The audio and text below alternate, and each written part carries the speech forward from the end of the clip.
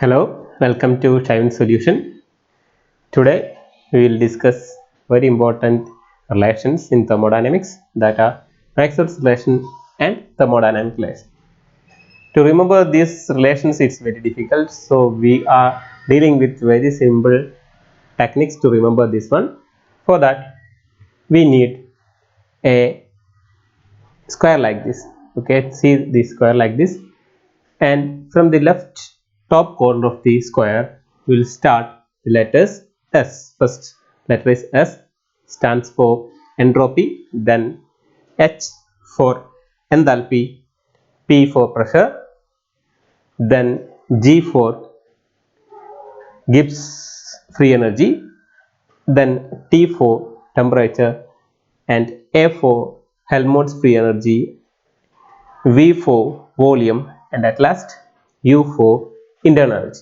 Okay, we should write letters like this, and along with this one we need two arrows. Okay, draw two arrows, one from S to T as a diagonal and one from P to V as diagonal. Okay, to remember these letters in correct order we have a story. The story is like this: sulfur, hydrogen and phosphorus go to a village to meet uranium. Okay, once more: sulfur, hydrogen and phosphorus go to a village to meet. Now let's see how can we derive the thermodynamic relations from these squares. First we are talking about dou u. How can we relate dou u with other thermodynamic parameters? So from the picture you can see the letters nearer to u are S and V, entropy and volume. So the starting element will be dou S.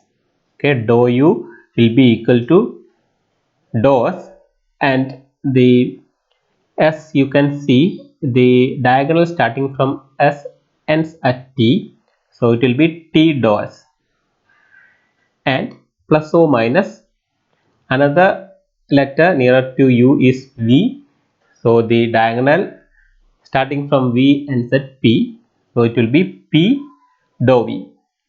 So now let's see how can we give sign to this.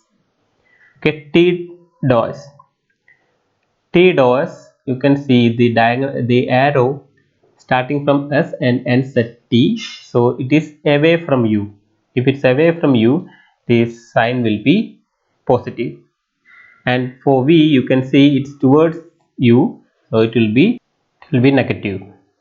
If it's towards U it is negative, and if it's away from U then it is positive, like that. So the first thermodynamic relation is dou u equal to T dou S minus P dou V. Similarly, we can derive other thermodynamic relations with the same idea. If we think about dou H will be equal to T dou S plus V dP. Similarly, dou G will be equal to V dou P minus S dou T. Similarly, dou A will be equal to minus P dV minus S dt. You can see in the right side you can see both the minus charge will be cancelled out, so we can say dou A will be equal to P dou V plus S dou T. So these are the thermodynamic relations. Now let's move on to the Maxwell's relation. To find out the Maxwell's relation we need only the letters at the corners. That means S, P, T and V are necessary for us, so we can ignore other letters. Okay, let's see how can we find out the Maxwell's relation. Okay, now we have horizontal relations. First we will discuss the horizontal relation. So let's start from S to P. If we draw a arrow from S to P, so let's start as dou S by dou P, and if we extend that line in the clockwise direction we will reach at T, so the constant will be at constant temperature. Okay, so it will be dou S by dou P at constant T. That will be equal to, now let's see on the bottom side of the square v to t, the direction of the arrow should be the same and we should extend in the anti-clockwise direction. So it will be equal to dou v by dou t at constant p. Okay, and you can see the arrow, that means the diagonals are pointing towards v and t, so it will be negative. If the diagonals are pointing towards our letters, it will be negative, so it will be equal to minus dou v by dou t at constant p. So the first relation is dou s by dou p at constant t equal to dou v by dou t at constant p minus dou v by dou t at constant p. For the second Maxwell's relation, we are taking the same horizontal relation, but the direction is different. This time it is from P to S. From P to S, that means dou P by dou S. And if we extend the arrow in the anti-clockwise direction, it will reach at V. So dou P by dou S at constant V will be equal to, now look at the bottom side of the square.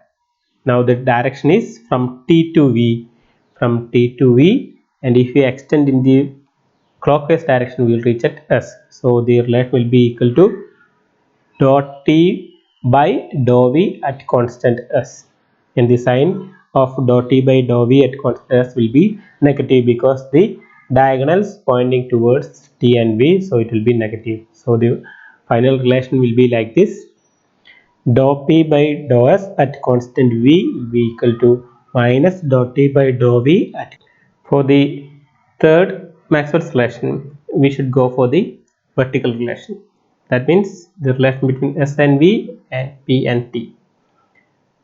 If we are talking about the vertical relation, there is no negative sign in the Maxwell's relation. You can see one of the arrow of the diagonal will be pointing towards one of the letters in our relation, so there will be two minus charge and these two minus sign will be cancelled out. There is no negative signs. Okay, let's start. So first we are talking about the relation between S and V. So S, V, and if we extend in the anti-clockwise direction, it will reach at T. So the first relation will be dou S by dou V at constant T, and that will be equal to,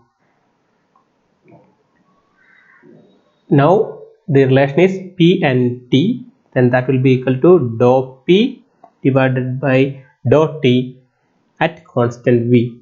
So that will be the Maxwell's relation. Third Maxwell's relation is dou S by dou V at constant T equal to dou P by dou T at constant V.